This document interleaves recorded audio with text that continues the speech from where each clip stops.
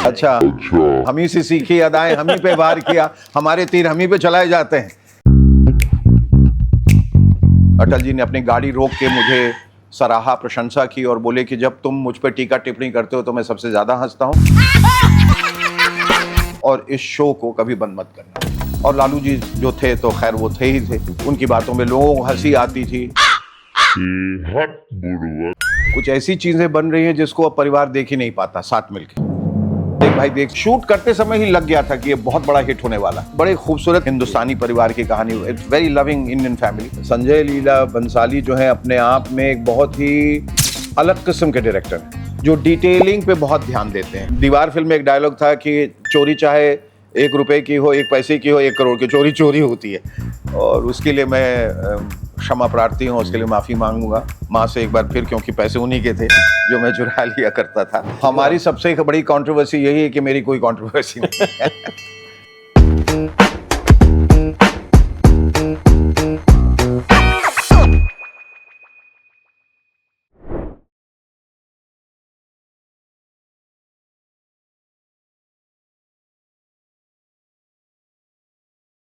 मैं वही हूँ जो पहले था, और आई थिंक एक एक्टर जो है वो इवॉल्व करता रहता है।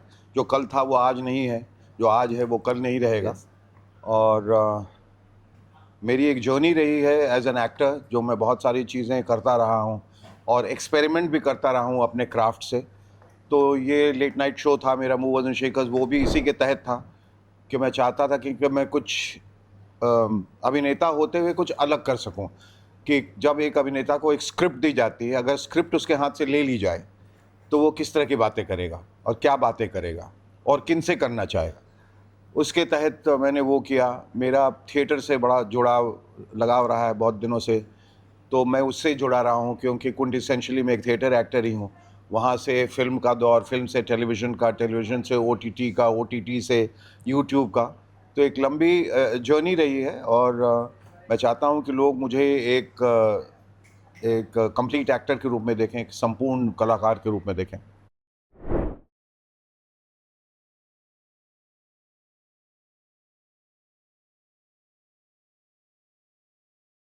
देखिए, ये फ़र्क इससे पड़ता है कि आप क्या दिखा रहे हैं और क्या बना रहे हैं। कुछ ऐसी चीज़ें बन रही हैं जिसको अब परिवार देख ही नहीं पाता साथ मिलके, क्योंकि ज़बान जो है अब थोड़ी मैली हो गई है, ख़राब हो गई है, कंटेंट बहुत एजी हो गया है। कुछ इस तरह की कहानियाँ भी बन रही हैं जो परिवार अब बैठ के नहीं देख सकता। पहले एक सामूहिक, एक कलेक्टिव व्यूइंग था, एक फैमिली व्यूइंग था, क्योंकि फैमिली से जुड़ी बातें, वैल्यूज़ से जुड़ी बातें, वो एंटरटेनमेंट भी थी, वो एंटरटेनिंग भी थी। तो वो तमाम जो है परिवार जो है साथ बैठ के देख पाता था, अब नहीं। पर मुझे बताया गया है कि शेखर टुनाइट जब से शुरू हुआ है, और चूंकि इस पे हमने बहुत ध्यान दिया है, तवज्जो दी है, तो अब फिर से मुझे बहुत लोग लिख रहे हैं कि अब दोबारा हम वो जो एक प्रथा थी और पहले जो परिवार के साथ हम बैठ के देखा करते थे, आपका शो अब हम सब लोग बैठ के साथ में देख रहे हैं, क्योंकि इसका देखने का मज़ा साथ में। तो ये इस पे निर्भर करता है कि आप क्या बना रहे हैं और कैसे बना रहे हैं। अगर आप ऊल जुलूल चीज़ें बनाएंगे, उल्टी सीधी चीज़ें बनाएंगे, तो लोग फिर छुप छुप के अकेले ही देखेंगे, साथ में नहीं।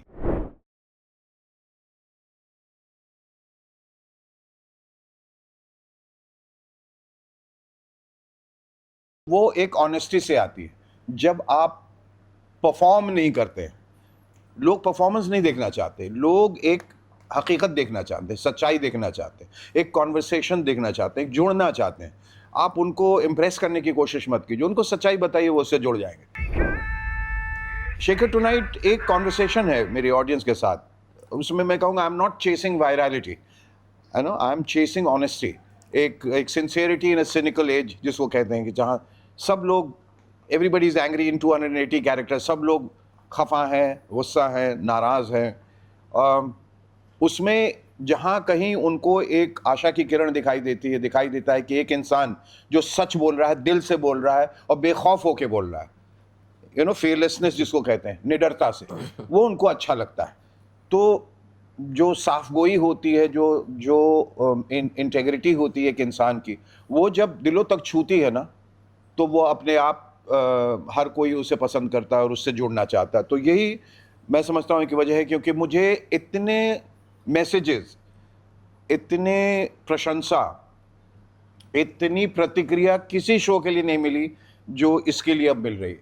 इतने लोग देख रहे हैं और उससे रिएक्ट कर रहे हैं, क्योंकि जब आप समाज की बात करते हैं, समाज या सिस्टम की बात करते हैं, सरकार की बात करते हैं, लोगों की बात करते हैं, कुरीतियों की बात करते हैं, सोशल मीडिया में जो हो रहा है उसकी बात करते हैं, ज़बान की बात करते हैं, तो हम डिजिटल एरा में आ गए। हमारी ज़िंदगी बहुत तेज़ी से बदल रही है।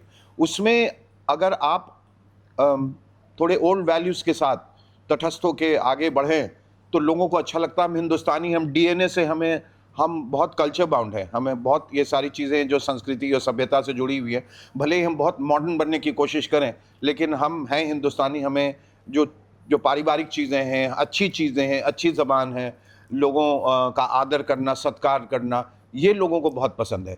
तो जब मैं बातें करता हूँ तो मैं किसी को नीचा दिखाने के लिए नहीं करता हूँ या किसी पर प्रहार करने के लिए नहीं करता हूँ। मैं उस सिस्टम के बारे में बात करता हूँ जो कि कहीं न कहीं बिगड़ती जा रही है। और चूँकि हमने अपना वक्त खर्च करके और एक सरकार को चुना है, अगर सरकार कहीं गलत होती है, सिस्टम कहीं उथल-पुथल हो जाता है, तो उसके बारे में बोलने का हमें पूरा हक है। लेकिन वो सब मर्यादा के दायरे में होने चाहिए। और मैं बार-बार कहता आया हूँ, फिर से कह रहा हूँ कि शेखर टुनाइट जो है, वो कॉमेडी से बहुत परे है। ये एक सच्चा शो है और ये एक इमोशनल शो है और हर दिन इसका मिजाज जो है वो बदलता है। कभी आक्रामक भी होता है, कभी नाराज़ भी होता है और कभी भावनात्मक भी हो जाता है। तो मैं तो इसे शो का नाम ही नहीं लेता हूँ।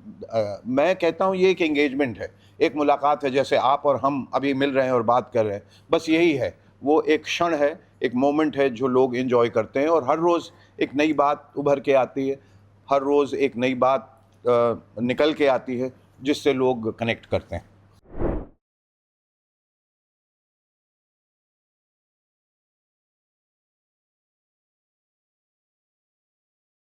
वो सच्चाई फिर से मैं उसका श्रेय नहीं लेना चाहूँगा जिन्होंने उस शो को लिखा, बनाया, सोचा। पोल खोल is the longest running show on any Indian news channel. 18 साल तक वो चला और मैं अकेला था, कुछ नहीं, एक छोटा-सा बंदरू साथ में बैठा होता था, वो भी काल्पनिक होता था। वो एक्चुअली रिप्रेज़ेंट करता था मिडल क्लास को, रिप्रेज़ेंट करता था कॉमन मैन को, रिप्रेज़ेंट करता था जनता को। उनकी राय, जो जनता सवाल पूछना चाहती है, वो पूछ लेता था। और उसमें इतनी सच्चाई थी और निडरता थी कि वो शो इतना पॉपुलर हो गया जिसे हमें खुद गुमान नहीं था। और जब पहली बार वो आया और वो एबीपी न्यूज़ पर वो जब चलने लगा तो मुझे बताया गया कि टॉप रेटेड शो है और वो लगातार वो टॉप पे ही रहा। वो इस वजह से कि जो हम बताते थे वो उसमें बहुत सच्चाई होती थी और उस सच्चाई को सच्चे तरीके से बताते थे, इसीलिए वो शो जो है वो इतना पॉपुलर हुआ।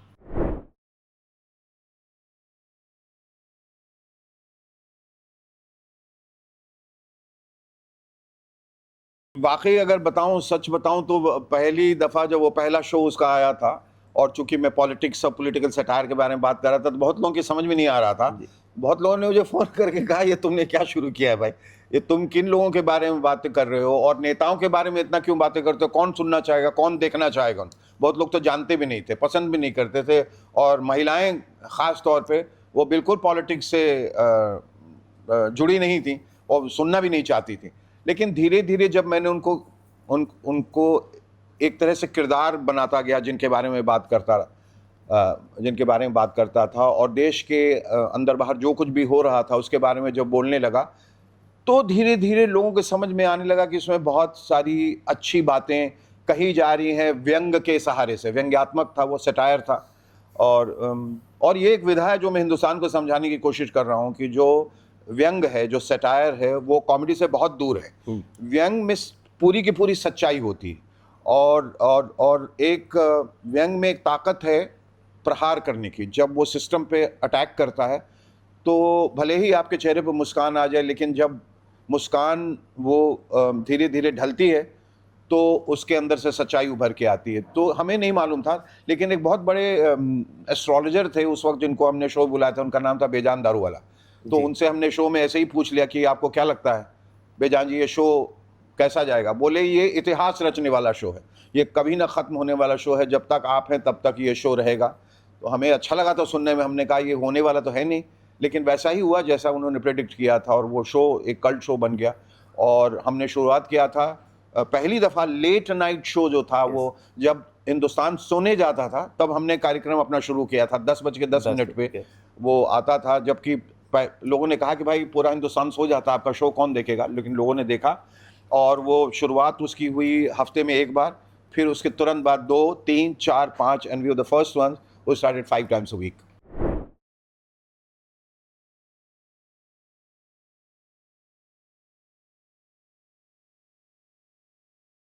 तो मैं हमेशा ये कहता हूँ कि मैं जब अटल जी के बारे में बात करता था तो पूरी श्रद्धा के साथ, क्योंकि प्रधानमंत्री थे और लालू जी थे जो कि he was on the other end of the spectrum, तो दोनों पोलर ऑपोजिट थे।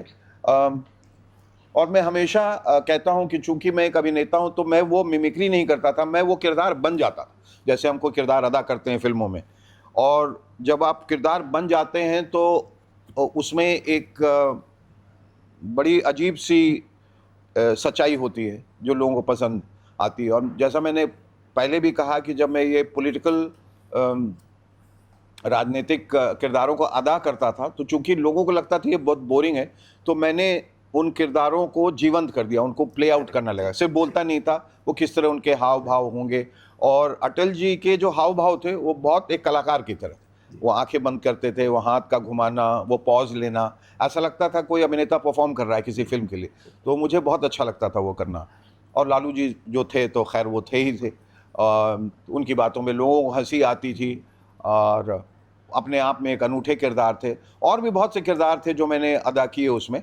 और हाँ, ये सच है कि जब अटल जी ने अपनी गाड़ी रोक के मुझे सराहा, प्रशंसा की और बोले कि जब तुम मुझ पर टीका टिप्पणी करते हो तो मैं सबसे ज़्यादा हंसता हूँ और इस शो को कभी बंद मत करना। तो शायद उन्हीं का ये आशीर्वाद है कि ये शो अभी तक चल रहा है।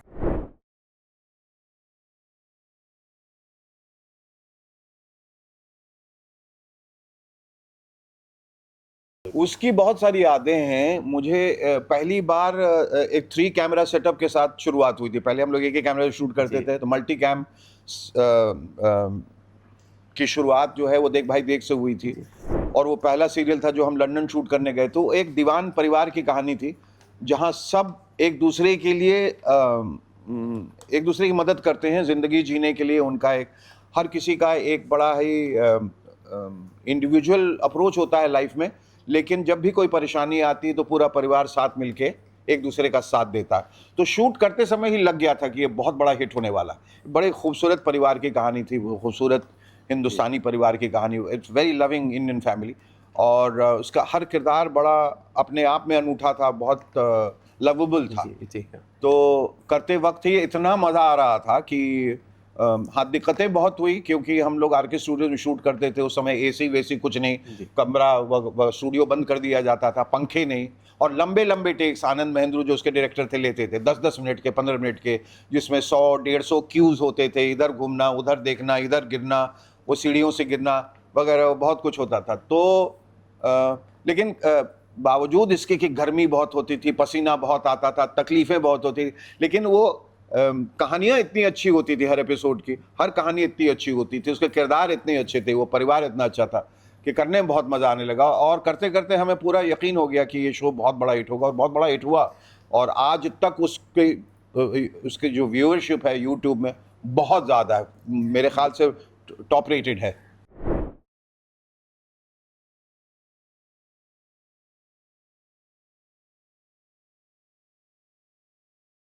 नहीं, वो अलग हैं, सबसे मुख्तलिफ हैं। संजय लीला बंसाली जो हैं अपने आप में एक बहुत ही अलग किस्म के डायरेक्टर हैं, जो डिटेलिंग पे बहुत ध्यान देते हैं, कैरेक्टर की डिटेलिंग पे, कहानी की डिटेलिंग पे, सेट की डिटेलिंग पे, फोटोग्राफी हो, एडिटिंग हो, म्यूज़िक हो, जो भी हो, बहुत अलग हैं। जिस जिस तरह के डायरेक्टर्स राज कपूर रहे हैं, गुरुदत्त साहब रहे हैं, के आसिफ रहे हैं, कमाल अमरोही रहे हैं, बिमल रॉय रहे हैं, उस तरह के वो डायरेक्टर हैं। उनकी बड़ी कहानी पे पकड़ बहुत ज़बरदस्त है, इमोशन पे बहुत ज़बरदस्त पकड़ है, समझ है।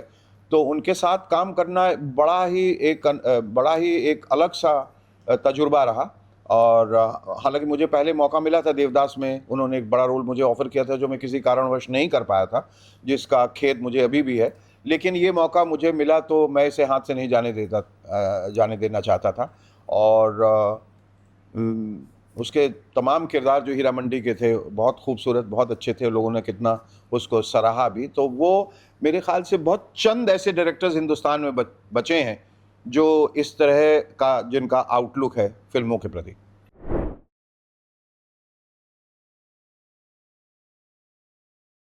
देखिए, अगर आप जो बात कह रहे हैं, किसी भी तरह की बात हो, या ओटीटी के ज़रिए, फ़िल्म के ज़रिए, थिएटर के ज़रिए, शो के ज़रिए, मैं शुरू से कह रहा हूँ उस बात में सच्चाई जो है, ईमानदारी अपने काम के प्रति, वो बहुत ज़रूरी है।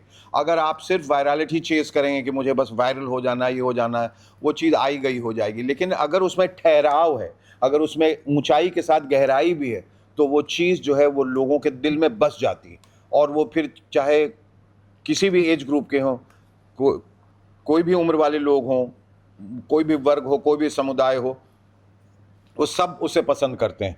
और यही वजह है कि वो ही सच्चाई आपका शुरू से आखिर तक आपका दामन पकड़े रहती है और आपका साथ देती है। इसलिए आप इतने लंबे अरसे तक चलते हैं, क्योंकि आप लोगों के दिलों में कहीं न कहीं बसे हुए हैं।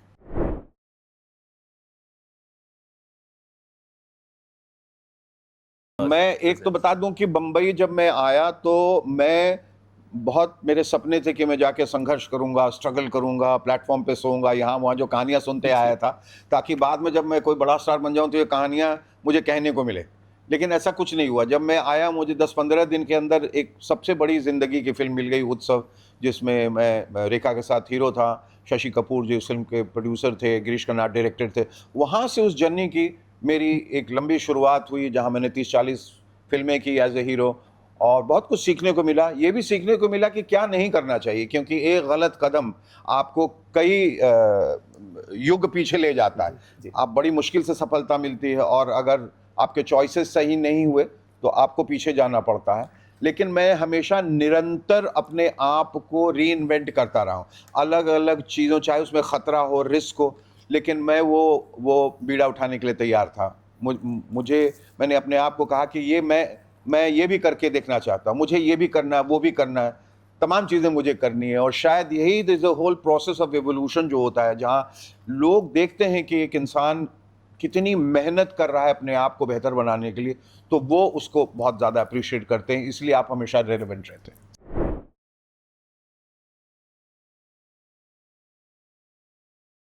सच्चाई, ईमानदारी, मेहनत, दृढ़ता, मनोबल, अगर ये सारी चीज़ें आप में हैं, तो बाकी चीज़ें मायने नहीं रखती, क्योंकि जब तक आप में ये मादा है कि मुझे मेहनत करना है, जब तक आप अपने काम से जी नहीं चुराते और हमेशा अपना 100% देते हैं, तो आप कभी निराश नहीं होंगे और अपने दर्शकों को भी कभी निराश नहीं करेंगे।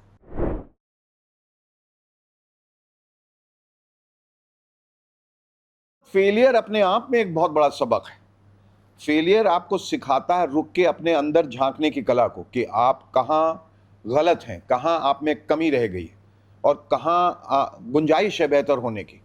तो सबसे मतलब सक्सेस तो देखिए फिर भी किसी वजह से आ सकता है, लेकिन फेलियर की एक ख़ास वजह होती है, और वो वजह आप खुद हैं, और आपको उस वजह को ढूँढना है, तलाशना है, और उसको ठीक करना है और तराशना है।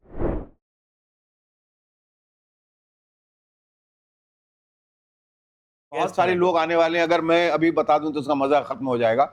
और जैसे-जैसे लोग आते हैं, अप्रोच करते हैं, या हम उनको करते हैं, वैसे-वैसे सेलिब्रिटीज़ आ रहे हैं। पर मैं ख़ास तौर पे उन लोगों को चाहता हूं जो ज़िंदगी में अम, निराश होने के बाद या फेलियर होने के बाद फिर से उठ के खड़े हुए हैं। उनकी एक एक बड़ी इंस्पिरेशनल कहानी है जिनकी, उनको मैं चाहता हूँ, वो आर द डिसरप्टर्स, है ना, वो आर द इनोवेटर्स, जो इस तरह के लोग from all walks of life, हर तरह के ज़िंदगी के हर वर्ग से, हर व्यवसाय से मैं लोगों को लाना चाहूँगा, चाहे वो पॉलिटिशियंस हों, चाहे वो इन्फ्लुएंसर्स हों, चाहे वो एक्टर्स हों, चाहे जो भी हों।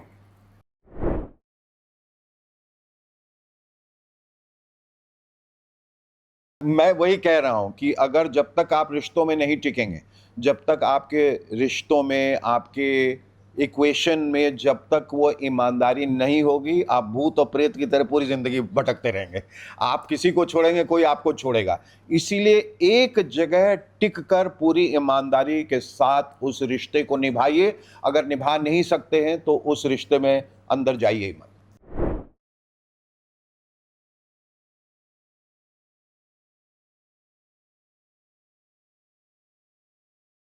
अच्छा, हम ही से सीखी अदाएँ, हम ही पे वार किया, हमारे तीर हम ही पे चलाए जाते हैं। बहुत सारे कन्फेशन्स हैं। एक कन्फेशन तो ये है जो मैं खुद अपने शो में कहना चाहता था, लेकिन ये कि मैं फ़िल्मों का बहुत शौकीन था और एक छोटी सी अलमारी थी मेरी माँ की, जिसमें वो थोड़े खुले पैसे रखती थी और मुझे ऐसा लगा कि इसमें से कुछ निकाल लिए जाएँ, तो उनको कभी पता नहीं चलेगा। और मैं फ़िल्मों का बहुत शौकीन था और पैसे मैं डर के मारे माँगता नहीं था और मुझे दिए भी नहीं जाते। तो मैं हर रोज़ उसमें से 10-10 पैसे, 5 पैसे, चवन्नी-अठन्नी निकाल लेता था। और जमा करके जब वो एक टिकट का प्राइस बन जाता था तो मैं एक फ़िल्म जाके देख आता था, जो कि आखिर तक मैंने किसी को नहीं बताया। माँ तो अब नहीं रहीं, लेकिन जाने के पहले एक दिन मैंने उनका हाथ पकड़ के कहा कि मैं मुझसे ये गलती हो गई। हँस के उन्होंने मुझे माफ़ कर दिया। लेकिन तब मेरे लिए बहुत बड़ी बात थी और मुझे ऐसा लगा बीच में कहीं कि मैं देखिए दीवार फ़िल्म में एक डायलॉग था कि चोरी चाहे 1 रुपए की हो, 1 पैसे की हो, 1 करोड़ की, चोरी चोरी होती है। और उसके लिए मैं क्षमा प्रार्थी हूँ, उसके लिए माफ़ी माँगूँगा माँ से एक बार फिर, क्योंकि पैसे उन्हीं के थे जो मैं चुरा लिया करता था। लेकिन चूँकि माँ ने हँस के माफ़ कर दिया तो अब खुश हूँ। Done. Thank you so much. It's Thank you. wonderful. Thank you.